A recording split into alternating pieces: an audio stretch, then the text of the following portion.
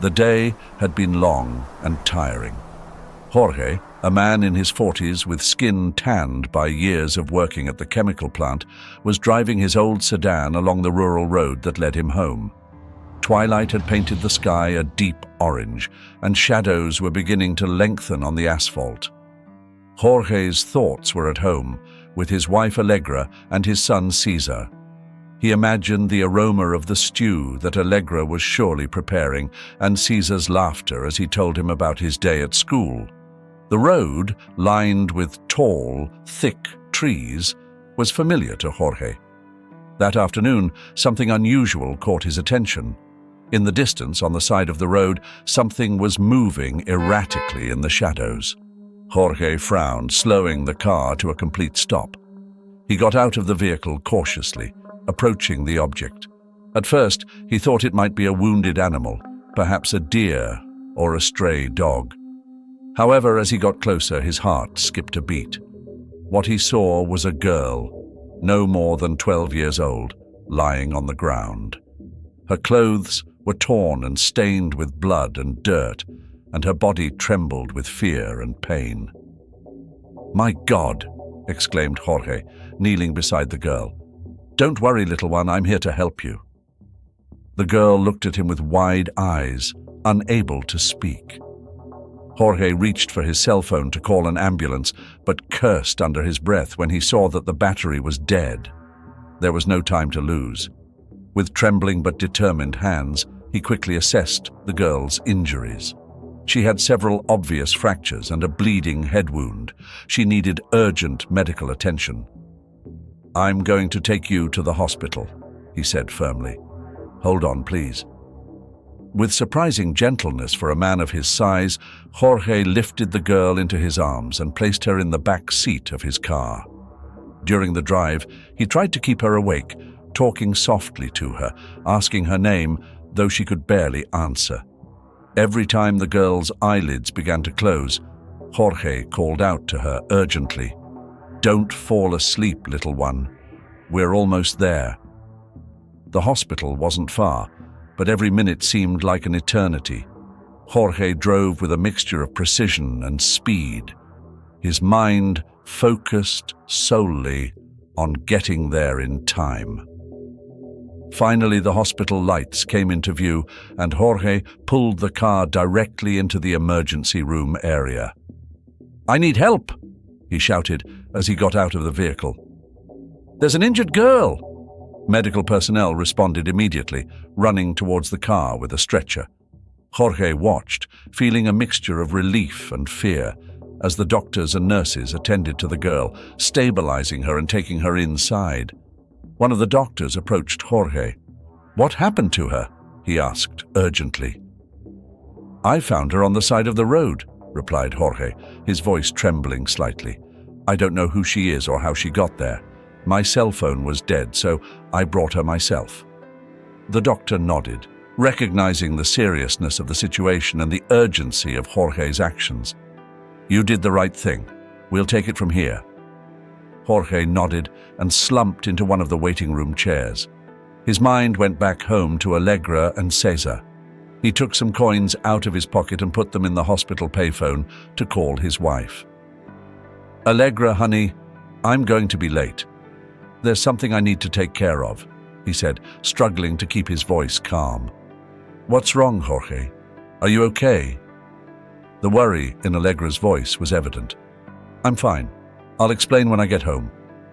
"Don't worry." He hung up the phone before Allegra could ask any more questions. Now, all that remained was to wait. Jorge stared at the clock on the wall, feeling every second like an eternity. The waiting room was silent, broken only by the occasional hurried footsteps of a doctor or nurse. Jorge's thoughts raced, questioning who the girl was and what had happened to leave her in that condition. The sound of hurried footsteps in the hallway broke the tense silence of the hospital.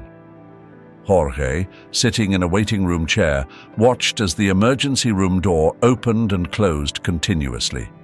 His thoughts were confused, and although he was relieved that the girl was in good hands, he couldn't help but feel uneasy.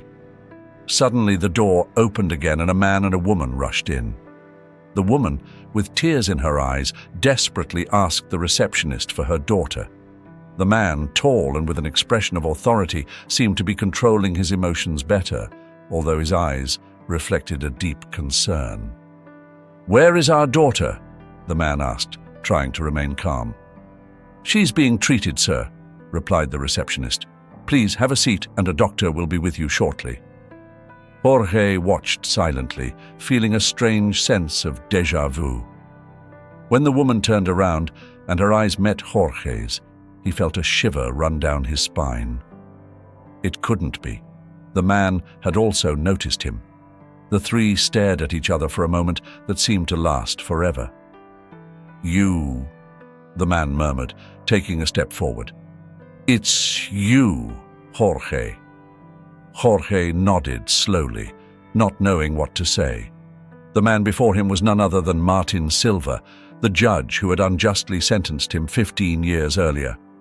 "Thank you," said Martin, in a voice that tried to sound firm, but was charged with emotion. "Thank you for saving my daughter." Jorge remained silent, nodding once more. There were no adequate words to answer that. The irony of the situation was not lost on him, and the tension in the air was palpable. "I didn't expect to find you this way," continued Martin, unable to completely hide his nervousness, "but I am grateful, more than I can express." The woman, who was now clinging to Martin's arm, seemed confused and concerned by the interaction. Jorge decided it was best not to prolong the encounter. "I did what anyone would have done," he finally said, his voice calm. "I should be going now." Without waiting for an answer, Jorge turned and walked out of the hospital. As he walked toward his car, his mind traveled back to those dark years. The memory of his trial, the helplessness, the injustice, all came back to him with painful clarity. He had been a young student with a promising future until one fateful night changed everything. He remembered how he was wrongfully arrested, swiftly tried, and sentenced for a crime he did not commit.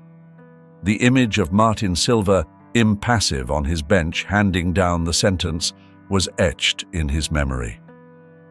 Spending more than 10 years in prison had been hell, but he had learned to survive, to not give up hope. He reached his car and leaned on the hood, closing his eyes for a moment. He didn't want to carry that burden home to his wife Allegra and his son Caesar. They were his anchor, his reason for moving forward. He decided not to tell them anything about what had happened. He didn't want to relive the pain or worry them unnecessarily. When he finally got home, the warmth of his home enveloped him. Allegra was in the kitchen and Cesar was playing in the living room. "Dad!" shouted Cesar, running towards him. Jorge smiled and picked him up, feeling a momentary peace. Allegra peeked out from the kitchen, an expression of relief on her face when she saw him. "You're late," she said, though her tone was more curious than reproachful. "Yes, I know. I'm sorry I had a bit of a setback," replied Jorge, trying to sound as normal as possible. "Everything okay?" Allegra asked, approaching him and caressing his arm. "Yeah, everything's fine," lied Jorge, giving her a smile. "Let's have dinner, I'm hungry." During dinner, Jorge made an effort to participate in the conversation, laughing and telling stories about work. But his mind kept going back to the hospital, to Martin Silva and the injured girl. That night, while Allegra and Cesar slept, Jorge stayed in the living room, staring at the shadows on the ceiling. He knew that sooner or later he would have to face the past, but at that moment, he decided it was best to leave it for another day. For now, he would focus on the present and on protecting the peace of his home. Martin Silva hadn't slept a wink all night. Shadows danced in his room, cast by the dim light filtering in through the window. Every time he closed his eyes, he saw the face of Jorge, the man he had unjustly sentenced all those years ago and who had now saved his daughter. Guilt and fear gnawed at him. "I can't go on like this," he murmured to himself as he got out of bed. He dressed quietly so as not to wake his wife, Teresa, and went to his study. There, surrounded by books and documents that had once given him a sense of power and control, Martin felt more vulnerable than ever. He knew Jorge had every reason in the world to seek revenge. And while he hadn't shown any signs of hostility, Martin couldn't trust that apparent calmness. "What am I going to do?" he wondered, rubbing his temples. After an hour of going over it in his head, he decided that he needed to take drastic measures. Guilt and fear led him to pick up the phone and call old contacts, people he had helped in the past and who now owed him favors. He knew it was not the most honorable solution, but his instinct to protect his family was stronger than any moral principle he might have. "I need a favor," Martin said, his voice trembling, to one of his contacts in the underworld. "There's a man, Jorge, who could be a threat to my family. I need you to scare him, to make him understand that he shouldn't mess with me." The voice on the other end of the line, cold and calculating, accepted the task without many questions. Martin hung up the phone and slumped back in his chair, feeling a mixture of relief and disgust at what he had just done.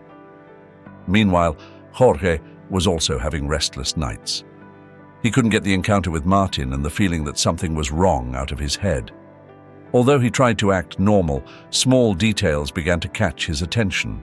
A car that seemed to follow him everywhere. Unknown people hanging around near his home and work. The unease grew inside him, but he didn't want to alarm Allegra. One afternoon, as he was leaving the factory, he noticed again the car he had seen repeatedly during the week. He decided to change his usual route to confirm his suspicions. The car followed him, keeping a discreet but constant distance. Jorge felt a knot in his stomach. It wasn't paranoia, they really were watching him. That night, while Allegra and Cesar slept, Jorge stayed in the living room, thinking about what to do.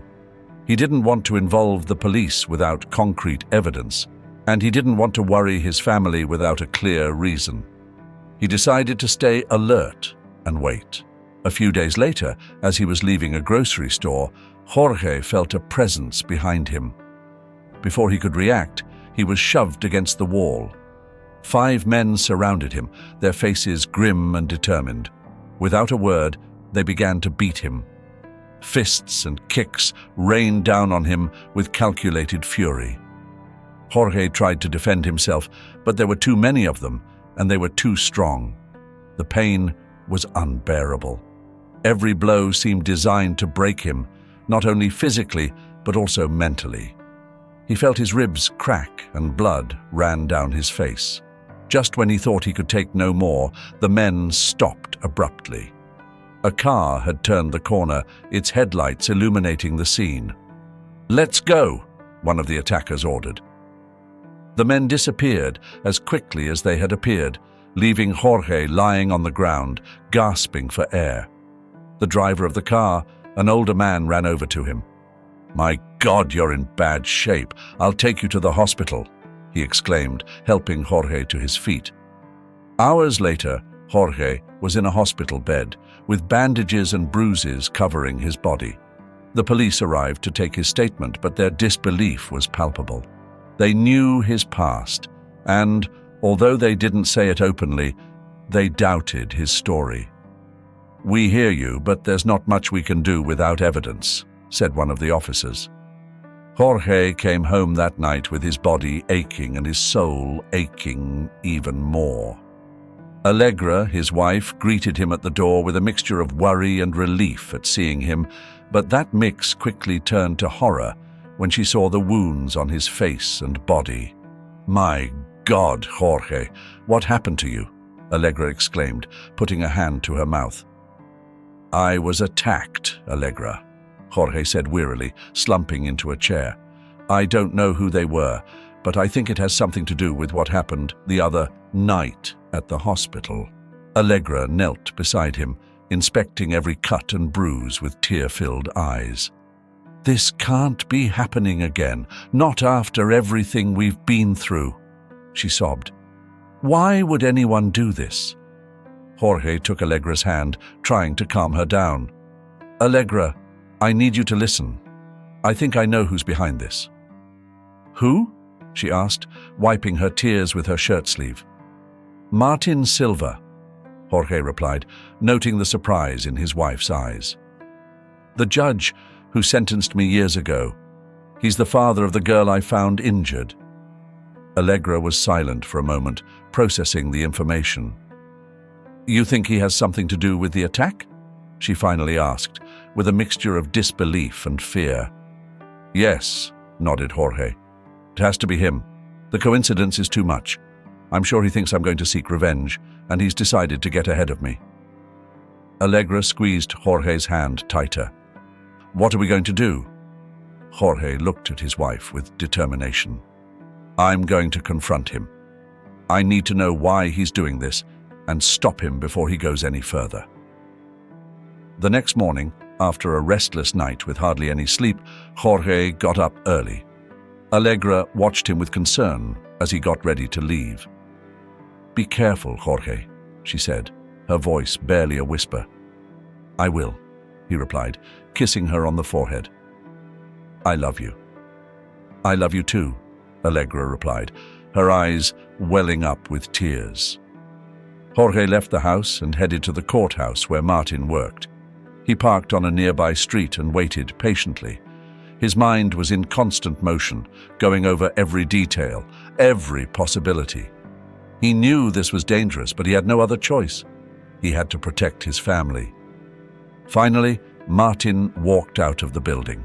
Jorge followed him at a discreet distance, making sure he wasn't seen. Martin drove to his house, and Jorge waited a few moments before approaching. He wanted to give him time to relax and not suspect anything.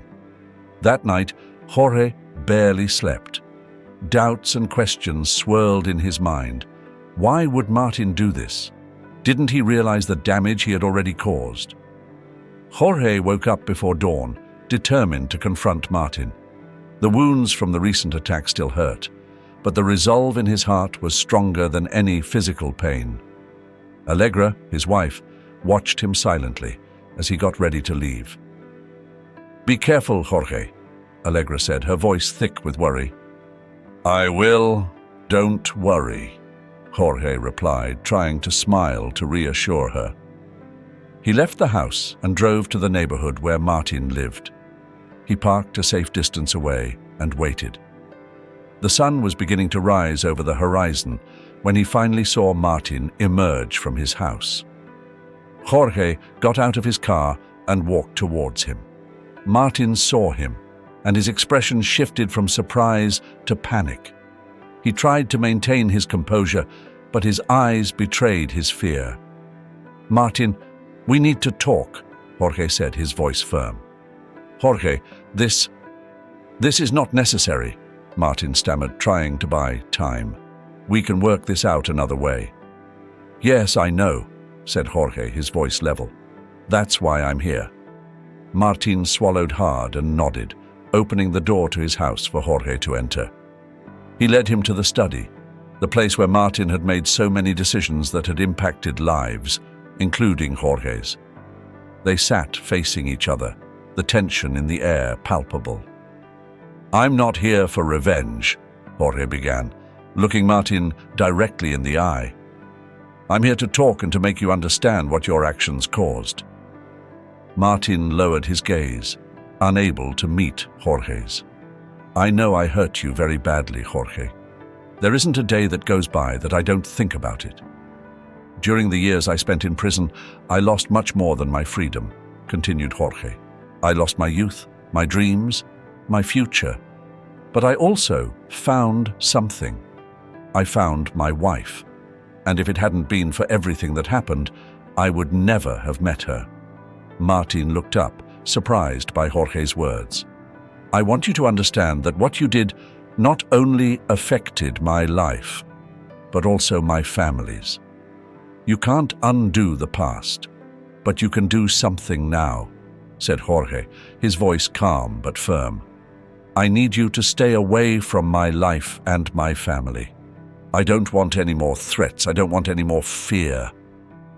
Martin nodded, tears welling up in his eyes. "I will, Jorge. I promise you. I regret everything I did, and I'm willing to make amends in any way I can." Jorge stood up, ready to leave. "That's all I wanted to hear. I trust you'll keep your word." Martin stood up as well, extending a trembling hand. "Thank you for giving me this opportunity. I won't waste it." Jorge shook his hand, feeling a mixture of relief and sadness. Without another word, he walked to the door and left the house. As he walked to his car, a sense of peace began to wash over him. It wasn't the end of his problems, but it was a major step toward resolving their conflict. Back home, Allegra greeted him with a mixture of anxiety and hope. "How did it go?" she asked, her eyes searching Jorge's face for answers. "We talked. I think he understood," Jorge replied, hugging her tightly. "This isn't going to break us, Allegra. We're stronger than that." Allegra sighed in relief and rested her head on Jorge's shoulder. "I always knew we were. I love you." "I love you too," replied Jorge, feeling that for the first time in a long time, he could see a bright future for his family. The following days passed in relative calm. Jorge went back to his daily routine, though he was always alert. Martin kept his promise, and there were no more signs of threats. The encounter with Martin had been a turning point, and with each passing day, he felt stronger and more confident that, together, he and his family would overcome any obstacle. Martin Silva couldn't stop thinking about Jorge's words. Since the encounter in his office, a feeling of unease and regret haunted him constantly. He realized that he could not continue to live with the weight of his past decisions. He decided it was time to act and face his mistakes. One morning, while having breakfast with his wife Teresa and his daughter Mercedes, Martin made an announcement that surprised them both. "I'm going to resign," he said, his voice firm but charged with emotion. "Resign?" Teresa asked, dropping her fork. "Why, Martin?" "I've made a lot of mistakes, Teresa. Mistakes I can't keep ignoring. I need to do the right thing for me and for the people I've wronged." Mercedes, who had always admired her father, looked at him with a mixture of confusion and respect. "What are you going to do, Dad?" she asked softly. "I'm going to admit my mistakes and open a firm to help those who, like Jorge, have been wrongfully convicted." Martin's words filled the dining room with a heavy silence, but also a sense of hope and redemption. That same day, Martin went to his office and wrote his letter of resignation. In it, he explained in detail the reasons for his decision, publicly admitting his malpractice in Jorge's case and in other similar cases. He submitted the letter to the court counsel, accepting the consequences of his actions. With his resignation submitted, Martin dedicated himself to gathering all the documents necessary to prove Jorge's innocence. He spent long hours reviewing files, gathering evidence, and testimonials that had never been considered. Finally, he prepared a complete dossier, which he delivered to the relevant authorities to reopen Jorge's case. At the same time, he began working on opening his new firm. He rented a small office in the city center and hired a team of lawyers committed to justice. Mercedes, inspired by her father's new purpose, decided to join him and contribute her knowledge and energy to the cause. "We're going to make a difference, Dad," Mercedes said with a determined smile. Meanwhile, Jorge's life was also taking a positive turn. One day, he received a call from his boss at the chemical plant. "Jorge, I need to talk to you. Can you come to my office?" Jorge felt a knot in his stomach, fearing bad news. But when he arrived at the office, he was greeted with a warm smile. Jorge, we've decided to promote you to team leader. Your dedication and hard work haven't gone unnoticed, and we believe you're the right person for the job. The news left Jorge speechless for a moment. Finally, a grateful smile lit up his face. Thank you. This means a lot to me. You deserve it, Jorge. Keep up the great work and continue to be the example that you are.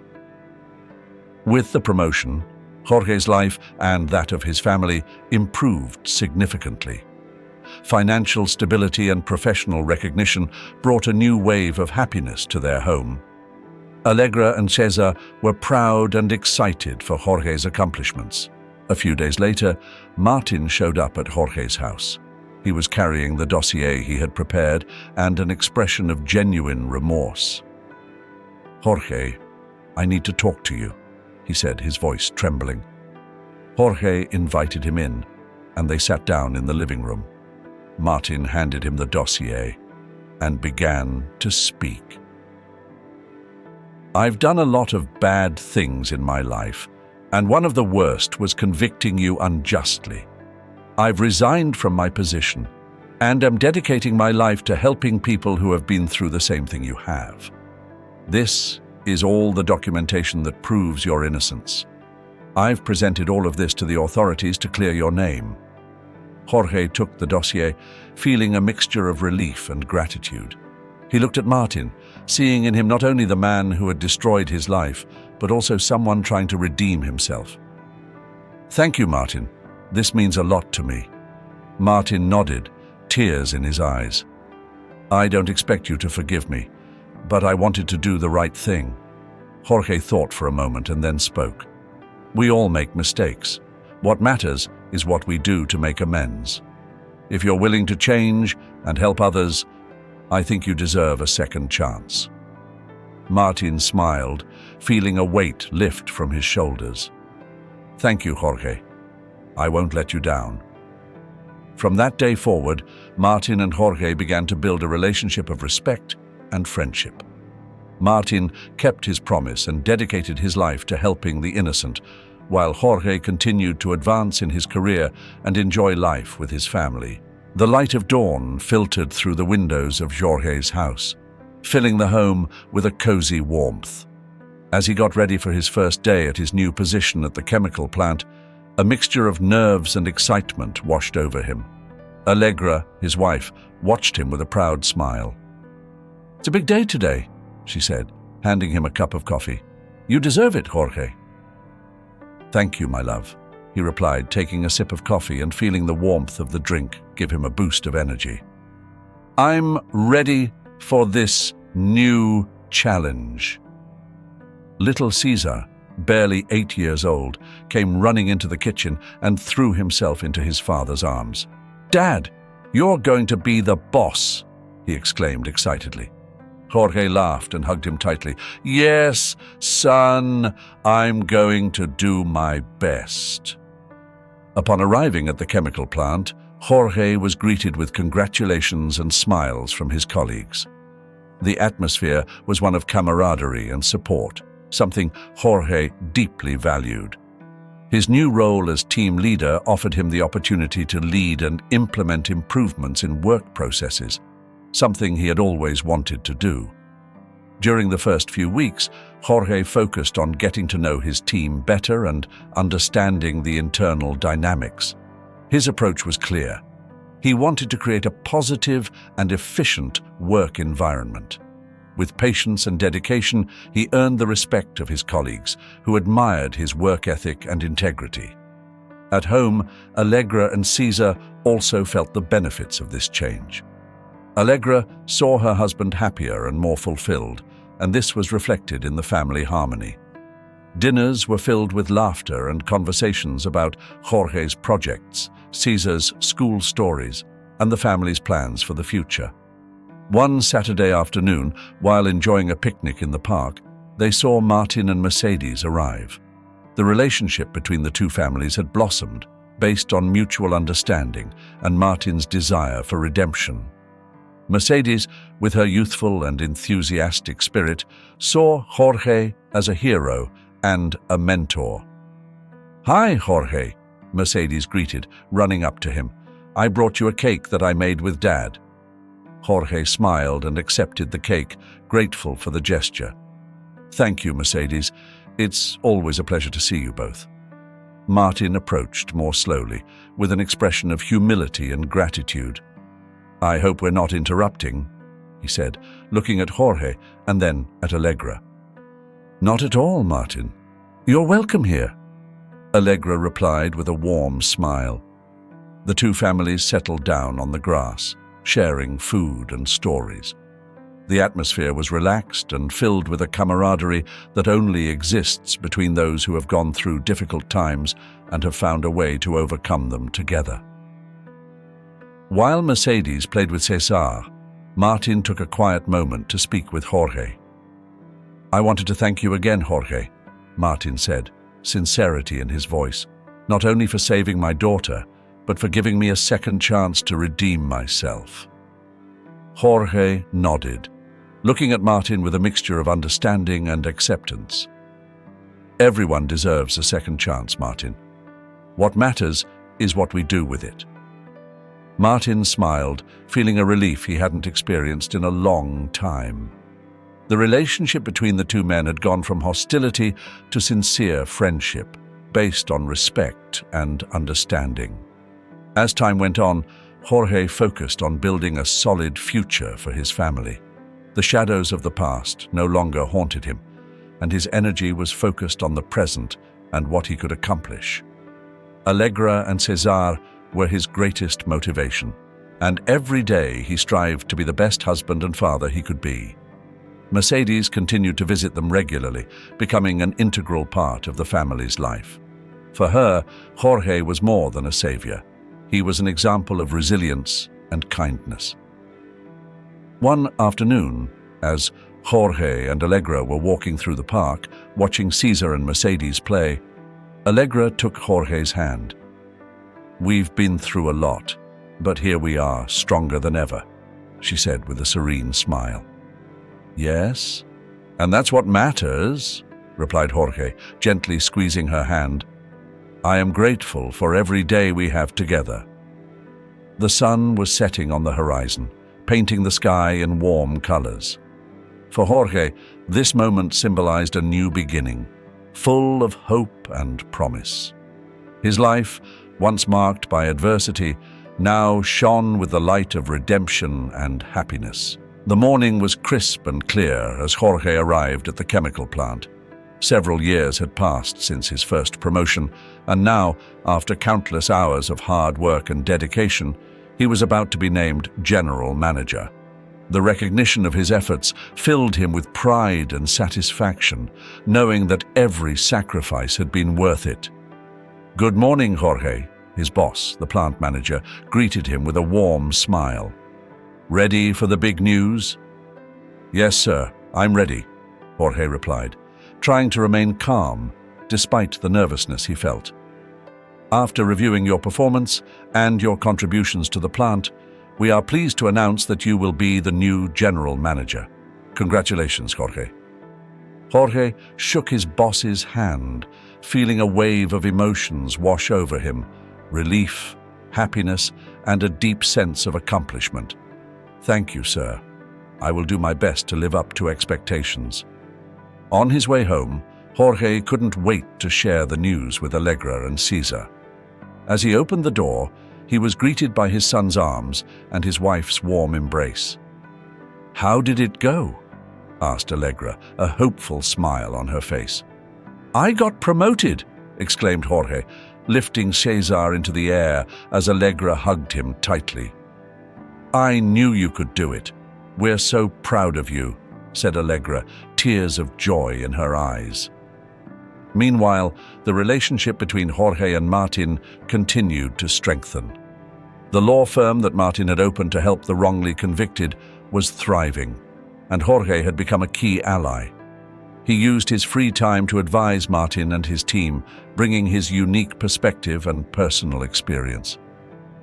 "Jorge," I don't know how to thank you for everything you do, Martin said one day as they were reviewing a complicated case.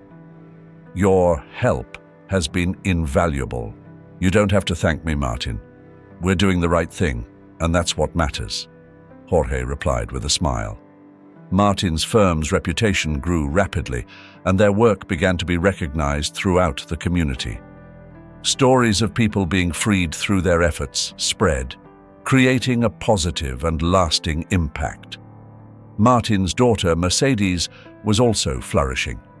Her admiration for Jorge had inspired her to pursue a career in law. After years of study and dedication, she had been accepted to a prestigious law school. Jorge, always willing to help, became her mentor. Mercedes, you have great potential. I'm sure you'll be an exceptional lawyer, Jorge told her during one of their study sessions. Thank you, Jorge. I wouldn't be here without your support and guidance, Mercedes replied gratefully. In time, Mercedes proved to be a brilliant student and a future lawyer committed to justice. Her kindness and understanding, combined with her intellect and determination, made her stand out in her field. For Jorge, seeing Mercedes grow and achieve her dreams was a constant source of joy. He felt that every step he took in his life was filled with purpose and meaning, knowing that he had contributed to something bigger than himself. Life at home was also fulfilling. Allegra and Cesar were the center of his world, and every moment with them was filled with love and laughter. Allegra, with her unwavering support, remained his rock, and Cesar, with his curiosity and joy, filled their home with happiness. Jorge's professional success, combined with his harmonious family life and his work at Martin's firm, gave him a sense of fulfillment. He had overcome adversity and found a way to transform his pain into strength, his injustice into justice. Over time, Jorge's and Martin's families became even more intertwined. Frequent visits and joint celebrations became a tradition. One Sunday afternoon, while they were all gathered for a barbecue, Martin stood up with a glass in his hand. I want to make a toast to Jorge, who not only saved my daughter, but also gave me a second chance at life. Thank you for being a friend and an example to us all. Jorge, visibly moved, raised his glass as well. Thank you, Martin. We've walked this path together, and I am grateful for every moment, to our families and to a future full of hope. The afternoon sun bathed Jorge and Allegra's house in a golden light. It was a special day. They were celebrating their 20th wedding anniversary. Allegra had prepared an exquisite dinner, and the house was decorated with flowers and soft lights. Cesar, now a teenager, was helping to set the table with a smile on his face. Dad, how are you feeling on this special day? Cesar asked as he arranged the silverware. I feel lucky, son, replied Jorge, looking at Allegra lovingly. It's not every day that you celebrate something this meaningful. Allegra came over and hugged Jorge from behind, resting her head on his shoulder. We've come a long way together, she said, and every moment has been worth it. The doorbell rang, and Cesar ran to answer it. Martin and his family arrived with smiles and hugs. Mercedes was carrying a carefully wrapped box. Happy anniversary, they said in unison as they walked in. Thank you. Thank you all for being here, Allegra replied, leading them into the living room. Martin approached Jorge with a sincere look. We couldn't miss this day. It's been an honor to be a part of your lives. Mercedes, with a mischievous grin, handed Jorge the box. This is for you. Dad and I thought you might like it. Jorge, intrigued, carefully opened the box. Inside, there was a magnificent painting depicting him with his family, surrounded by symbols of justice and redemption. Tears filled his eyes as he looked at the gift. This is wonderful. Thank you so much, he said, his voice choked with emotion. "We wanted you to know how much you mean to us," said Martin. "You have been a beacon of hope and strength." Dinner was a feast of laughter and memories.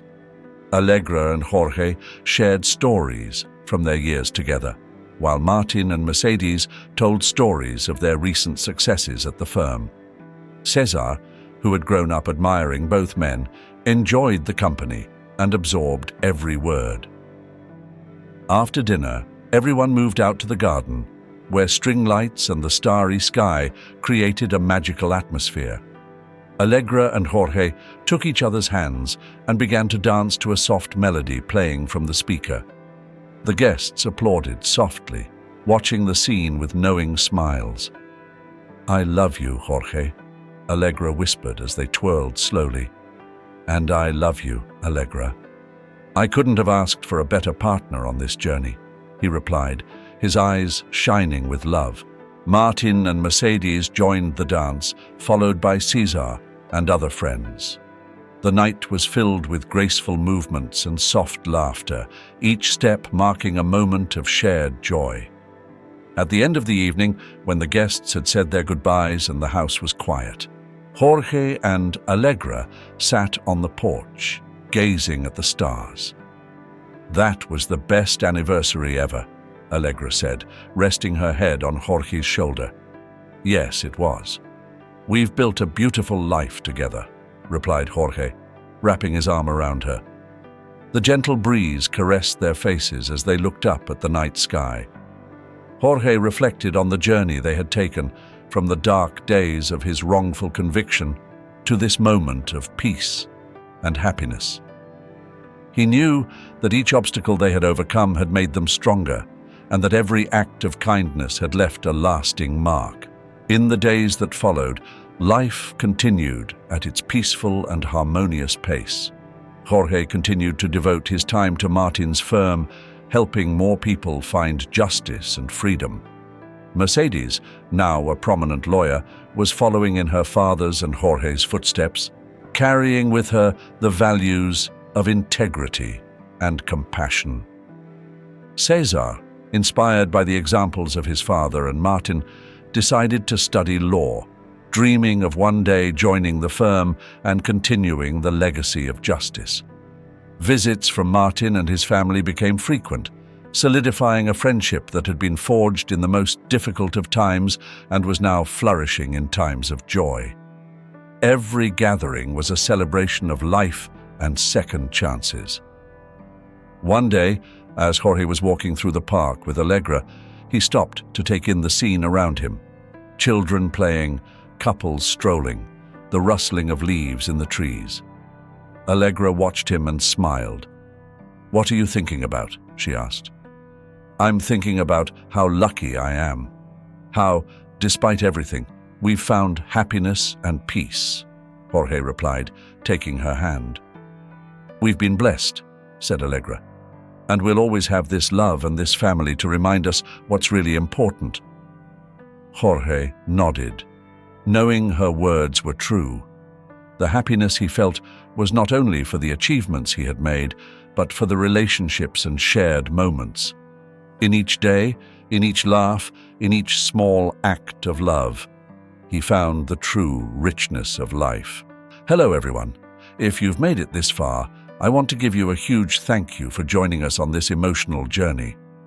The story of Jorge, Allegra, Martin, and Mercedes has taught us a lot about resilience, forgiveness, and the importance of family. Remember, we all face challenges in life, but with love, support, and determination, we can overcome any obstacle and find happiness and peace. If you enjoyed this story, don't forget to like this video and subscribe to the channel for more content like this. Leave your comments below. I'd love to know which parts of the story moved you the most, or if you have any reflections you'd like to share. See you in the next video. And remember, every day is a new opportunity to be happy and do good. See you next time.